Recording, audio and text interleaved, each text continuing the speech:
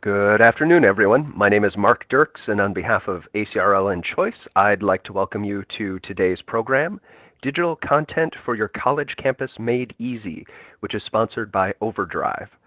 Today's discussion is one in a series of sponsored webinars from ACRL and Choice that addresses new ideas, developments, and products of interest to the academic library community. Free to users, these structured 60-minute live presentations provide the opportunity for interactive discussions of important new issues and developments in academic librarianship by librarians, vendors, authors, and other interested stakeholders. Before we get started, I'd like to point out just a few features of the webinar software. In the main area of the screen, you should be able to follow along with the presentation materials. Along the right-hand side, you should see a Q&A panel and a chat panel. If you don't, you can click the button with the little dialog cloud, or what is attempting to be a dialog cloud, along the bottom of your screen. And you should also see there a button with 3 dots. If you click that, that should open up some options for you to open up the Q&A panel. At the end of the so please use the Q&A panel to submit your questions to our panelists. We'll hold those until the end of the session and have a dedicated Q&A time there. And if you have any technical issues, that's really what the chat is for. You can message me directly through that, and I will troubleshoot the issue with you privately. Today, we are using the hashtag ACRLChoiceWebinars during the discussion, so if you have another screen handy, shout out to us. We're at choice_reviews on Twitter. Also note that we are recording today's program, and everyone who registered should receive a follow-up email with a link to the archived version. All right, so just to get started real quick, our speakers today are Lindsay Levinson, Account Manager at OverDrive, Liz Tausey, Content Specialist at OverDrive, and Jill Grunenwald, Marketing and Communications Specialist at OverDrive. All right, with that, we are, I think, ready to get started. So I'll turn the presentation over to you, Jill. Thanks. Hi, everyone, and welcome to our presentation today on Digital Content Made Easy for your college campus. We are from OverDrive, the leading digital reading platform for public libraries and schools. We currently work with over 43,000 partners around the world, and that includes many academic libraries. Today's presentation is going to be about ways that you can introduce OverDrive into your institution. We know that you probably know us as a public library vendor, but there are lots of opportunities for ways you can bring OverDrive to your students. So in our presentation today, we are going to go over content that is appropriate for the college campus, audiobooks, and then the various lending models that we offer. And so I'm going to turn it over to Liz, who's going to talk to us about some content. Okay. Hello, everyone. Thanks for joining us. So first, I'd like to talk about popular or leisure reading for your library. Academic libraries who have already partnered with OverDrive have found great success with popular titles meant for leisure reading. Our unrivaled catalog of content provides millions of titles from over 20,000 publishers, including, but definitely not limited to, all of the big 5. I also wanted to touch really quickly on some of our accessibility features and just some of the ease of using digital in general. We offer multiple ways to access titles, including a browser-based experience, the OverDrive app, and Kindle compatibility. If you have users with special needs, our settings include high contrast, increasing and decreasing text size, compatibility with screen readers, and easy-to-read sans serif and open dyslexic fonts. And then, of course, there's always, we just want to talk really fast about the general ease of using digital. Ebooks and audiobooks are automatically returned after the date that you set, but can also still be returned early. Any books that you purchase for your collection will be on your site within 24 hours or fewer. And access to those 20,000 publishers I mentioned earlier means that you may be able to find some interesting and esoteric titles that would be a risk to purchase in print because you may not know when or if they will arrive if they're being mailed internationally.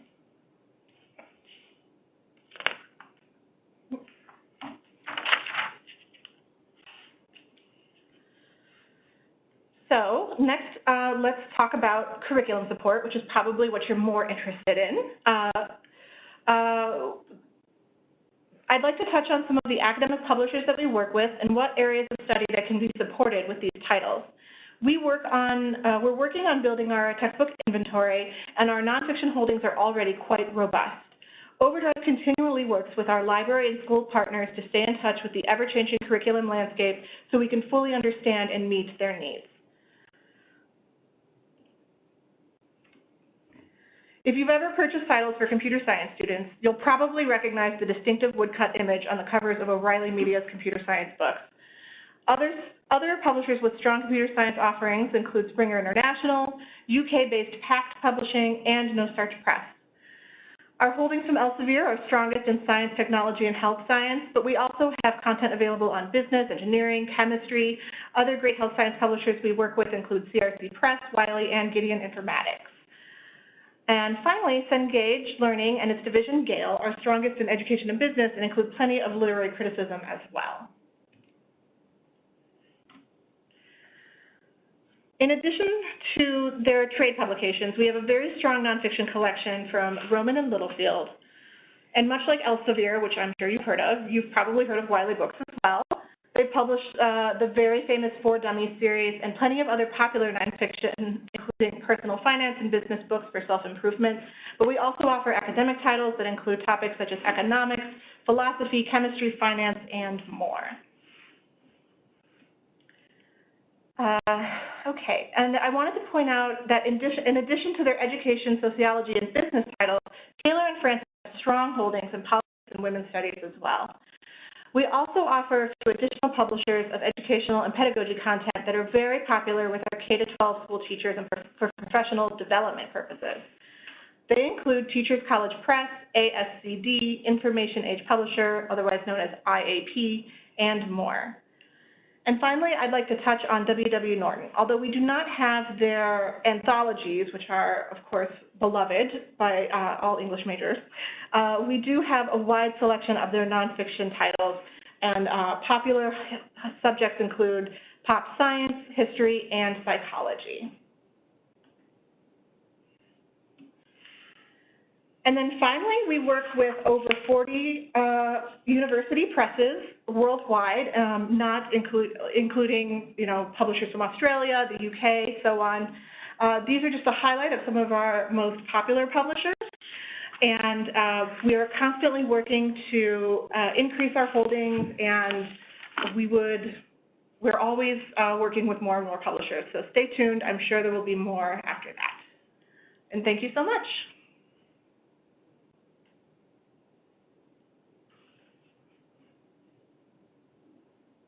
And I'm going to pass this on to Jill now. Okay.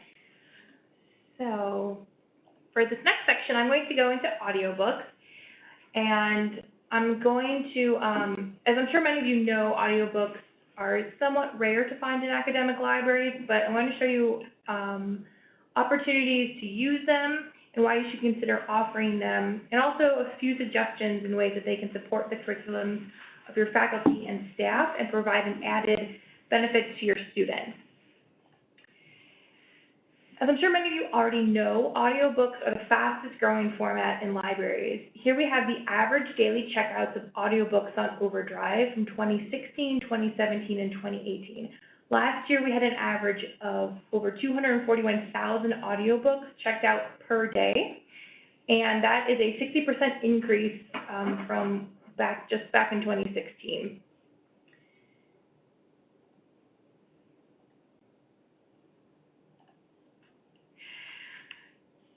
Audiobooks are a really great way to multitask, which is one of the major contributors to its spike in popularity over recent years. In a study done by the Audio Publishers Association, we have here the top 3 activities people do while listening to audiobooks. We have 65% listen while driving, 52% listen while they're relaxing before sleep, and then 45% do it while doing chores. All of these can be transferred to a college setting. We have commuters driving in from the cities to come to your school. We have students walking around campus. Obviously, relaxing before sleep is a great way to not have the screen in your eyes. And then, you know, students can listen while they're doing laundry or cleaning their dorm rooms and things like that. So who's actually listening to audiobooks? Turns out nearly half of all audiobook listeners are under the age of 5, which accounts for about most graduates and undergraduate students. But the biggest takeaway of this particular study is that the top data point, which is 77% of frequent audiobook listeners either agree or strongly agree that audiobooks help you finish more books. So what are some of the benefits to audiobooks and why would they be a great addition to your college campus? As mentioned earlier in the presentation, audiobooks are a great way for commuting students and also faculty driving in to continue to read books and ingest them that way, even if they can't physically read them in the moment. One of our library partners has also mentioned that student athletes get a lot out of audiobooks as they can listen while working out, and that's of course true for any student if they have other things that they're doing. Again, we go back to that multitasking thing. Liz mentioned that digital content in general is great for students with accessibility needs. That includes, you know, audiobooks are for those students with visual impairments, and they also accommodate different learning styles. For some may benefit from having books read to them.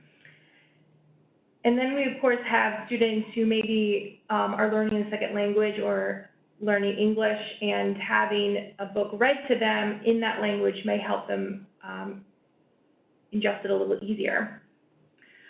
Our app allows you to speed up or slow down the pace of the narrator, meaning that people and students can listen at the right speed for them. And in a world where we spend so much time in front of screens, whether it's a computer screen, a television screen, or a smartphone, it's so important to take advantage of those breaks when we can, especially in the evenings when we don't want to risk light disrupting our sleep, which is why audiobooks are so popular for people in the evenings as they're relaxing before bed. So what are some ways that you can implement audiobooks in your campus? If you have a campus read or a freshman read, offer audiobooks as an alternative to the physical books or the digital books. We also have some specific ways for various classes and courses.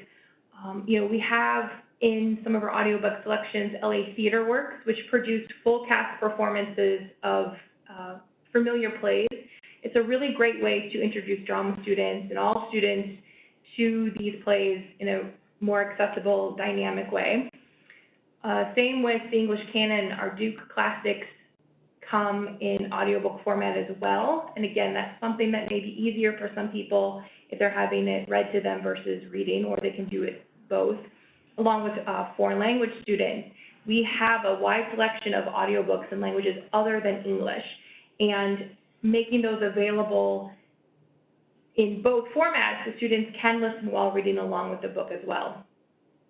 LA Theater Works and Duke Classics in particular are both available as simultaneous use packages, which is one of the many lending models we offer, which is where Lindsay will take over and cover in our next section.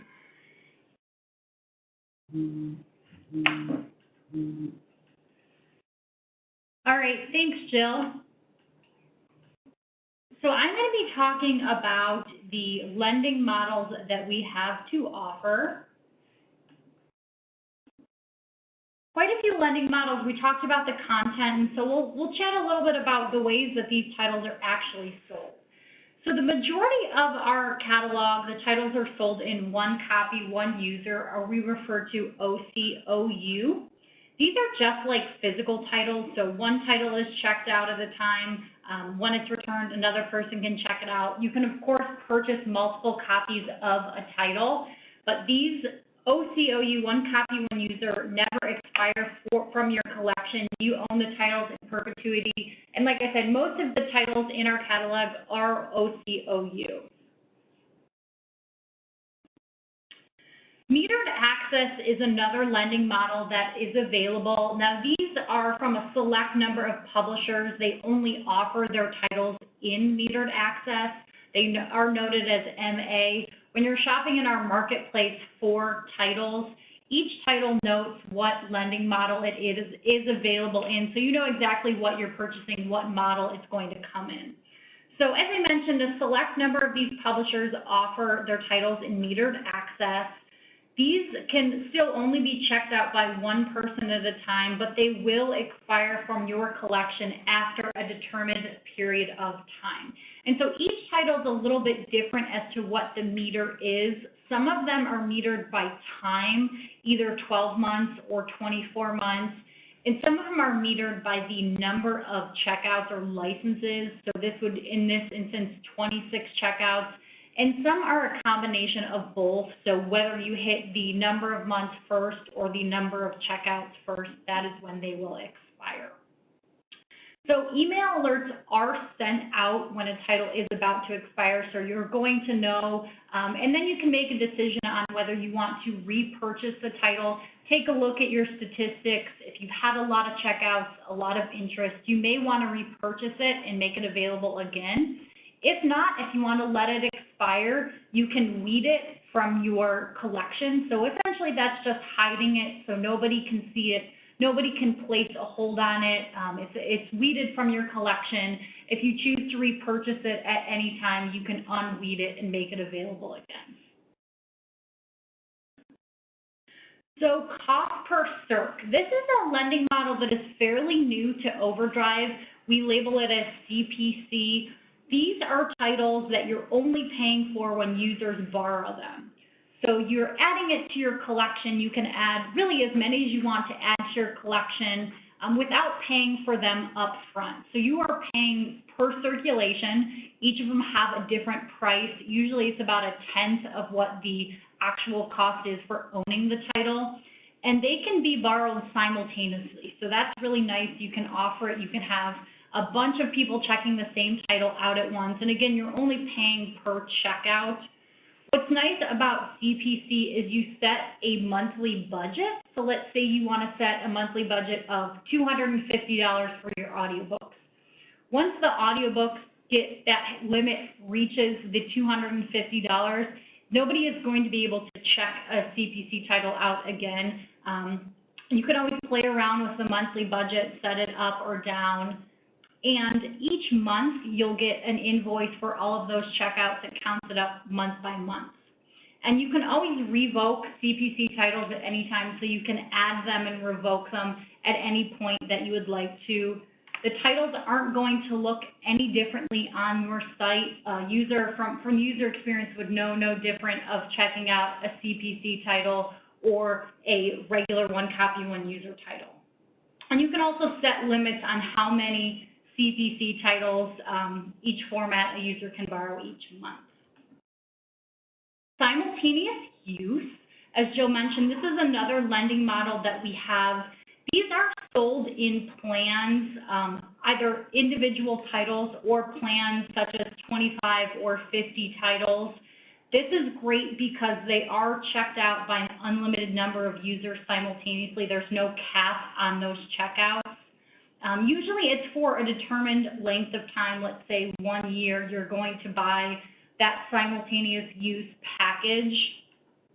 And again, this would look no differently from the user's end. It will look like any other title in your collection. We have thousands of free simultaneous use plans with Project Gutenberg. You can get thousands of titles just by adding that. It is free. You can add those titles to your collection. And then we also have plans from some popular audiobooks publishers such as Tantor and Blackstone. We have simultaneous use in all formats: video, ebook, audiobook, and now magazines. That is something that is also fairly new to us. These are, again, unlimited simultaneous use of popular magazines such as Forbes that you would be able to incorporate into your collection. So special permissions. We do have a great partnership with our publishers, and this allows us to advocate for special content terms, either in the form of bulk discounts or simultaneous use for a set period of time. So if you know that you're going to have a campus initiative, such as a campus read, we can approach our publishers to attempt to get you a bulk discount on titles. You're purchasing, let's say you want 30 copies of a title. We can possibly get you a bulk discount on that, or a simultaneous use for a set period of time. I had one of my colleges that had a campus read. They were having the author come, so they set up a simultaneous use for both ebook and audiobook for the semester, and they did a whole campaign around the author visit, and it was very successful. Okay, so local content. This is also something that is a great feature of OverDrive. You can publish your own ebooks, audiobooks, and video and allow users to borrow them on your site. So you have to have the necessary ownership rights. If it's something that is published on campus, you have the rights to those titles. You can upload them in our marketplace. This is where you would kind of the back end for management and purchasing titles and checking reports. You go in and you upload those, enter all your own metadata. And if it's a video or an audiobook title, what happens is you upload those. We have our team kind of go through them, make sure that the files are all good to go, and then set them live on your site. You can do a maximum of 50 copies of these in. So you can add quite a few copies of your own local content. Again, no difference from the user end. It's going to look like any other title that they're able to check out and enjoy. Self-published. So this is another great way to open our catalog. We have tens of thousands of self-published titles that are also available to purchase through OverDrive. It's separated out a different section in our marketplace, and you can see tens of thousands of these titles that you can purchase and add to your collection. Okay, so that kind of covers the different lending models that we have available. OverDrive is going to be at ACRL. We are going to be at booth 401. So if you want to stop by, have questions, want to talk in person a little bit more about OverDrive, how we can help your college campus bring ebooks and audiobooks there. We also are going to have here our Blue Sky campus on Wednesday the 10th. We're going to be having an open house and luncheon. You can come and see our OverDrive campus, take a tour, hear some more information about our key initiatives, and you can RSVP there. And there also will be a panel session at ACRL. It's going to be on Thursday from 2 to 3. And we're going to have some panelists from one of our academic consortiums called Mobius, the state of Missouri. We have about 18 colleges in that consortium, and they're going to be chatting about the ways that they are engaging readers, kind of why they decided to start a consortium with OverDrive, and how each of the members are finding it useful and in fulfilling their initiatives in their academic world. And so now at this point, we want to open it up to questions. Anything that you guys want to know, questions you have about the content, about the lending models, maybe about how you could use audiobooks on campus, feel free to chat them to us.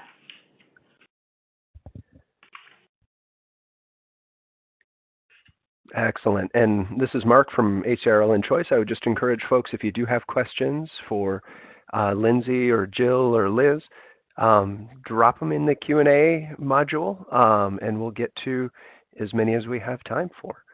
Let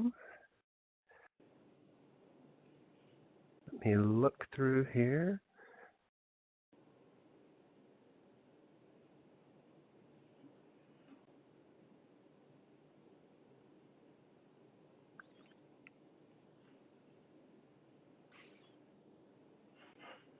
All right. We'll give you just a few minutes to do that if you do have questions.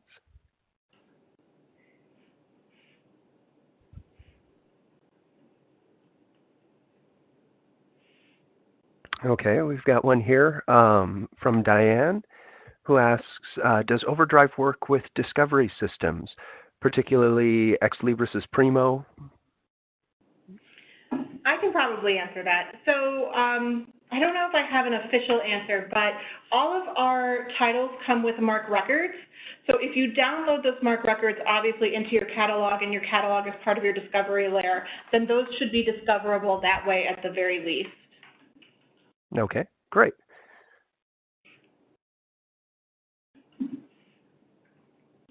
Nope, it looks like we've got another one coming in. Carissa asks, what publishing source would offer the best selection for titles in integrative, complementary healthcare, so like ebooks and or audiobooks? Is there a particular place that you would look for those sorts of things within the OverDrive system? Ooh, me again. Hi, this is Liz. Very good question. I would probably want to ask. I would probably want to do a little research first. Just off my cuff, I would probably recommend Elsevier Health Science because we have their full line, and they have quite a robust collection with us. But there's probably a lot more, and I would want to do a little digging first before I gave you a complete list. Sure, yeah, that makes sense. We've got a question here from Francis who says, can we control checkout time for specific books or restrict the access to online reading only, those sorts of things? So we have a couple of standard lending periods, 7, 14, and 21 days. You can offer all of those and kind of allow a user to select what lending period works for them. Users can always check titles in early if they're done with them. I have the ability to change lending periods title by title. I know a couple of my college accounts have had a title that they only wanted changed to a 24-hour checkout. I did that for a period of a couple weeks, so we can change that title by title if needed. Okay, great. And we've got a question here from Debbie who asks, are there title lists available, and do you have any names of current academic customers that you could share? As far as title list goes, we have several million books, so unfortunately, I don't think we could provide something that large.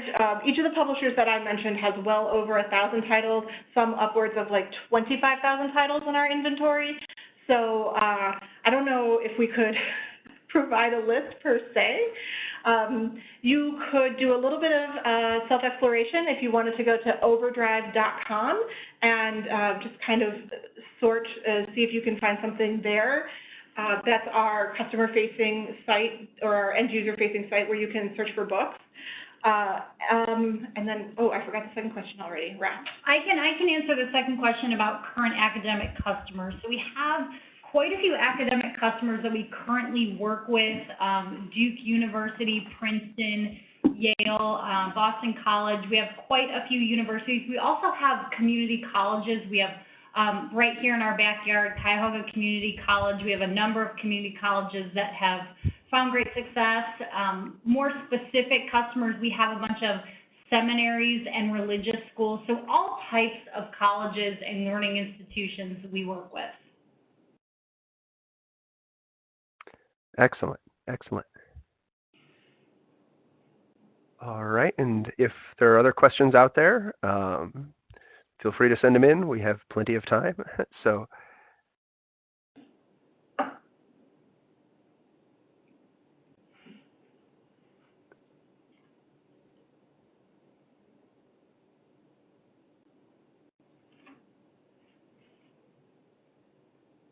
all right, and it looks like in the chat we got another question about title lists, but I think that's been covered.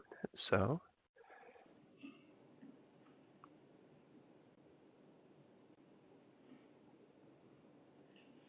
all right, and we've got just a quick note here from Francis, who wanted to point out that they're an Advantage customer through their local consortium, so they appreciate that.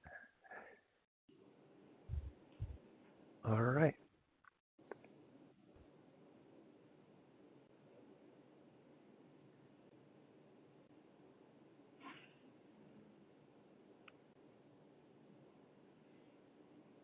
All right. Well, if I'll keep my eyes open.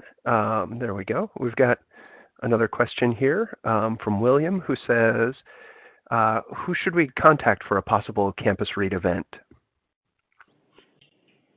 So this is Lindsay. You can contact me if you have questions about anything following the webinar. I don't know if my email is listed on the thing, but my email address is llevinson, LLEVINSOHN, and that is at overdrive.com. And so feel free to email me if you have any questions, want to follow up to chat, or if I can help in any way. All right. Excellent.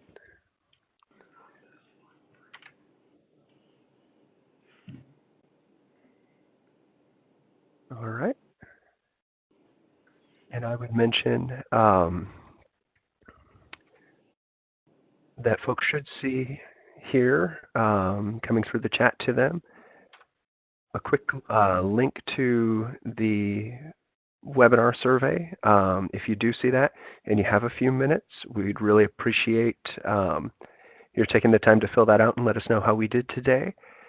If there are other questions, feel free to send them our way. We're happy to answer them.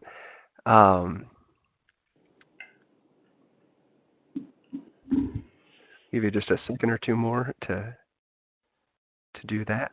We've got another question here from Phyllis, who says, how many foreign language publishers do you have in audiobooks? Ooh, that's a good question. That is a good question. That seems like an interesting question. Well, we get more on a regular basis. That's tough. I want to say we have at least, now I have to look. Hold on just a minute. Yeah, counting it by publisher is tricky, but we do have like thousands of books in languages other than English. I just can't remember how many publishers specifically. And we have languages, we have Spanish, German, Chinese. Hebrew is very strong. Russian, we have a very strong Russian collection.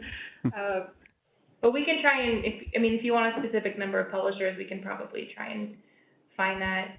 I'd have to do research on that to get the actual number of publishers. Yeah, that's understandable. It makes sense.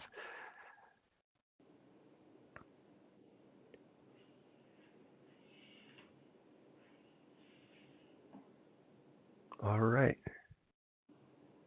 Well, I think the questions seem to have slowed.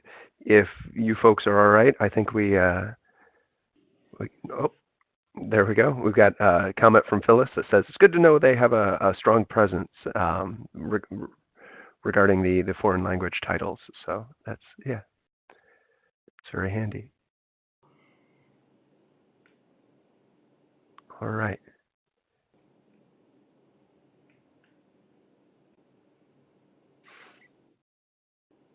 All right. Well, I think the questions have slowed, and I would say just thank you very much to you, Jill and Lindsay and Liz, for your presentation today.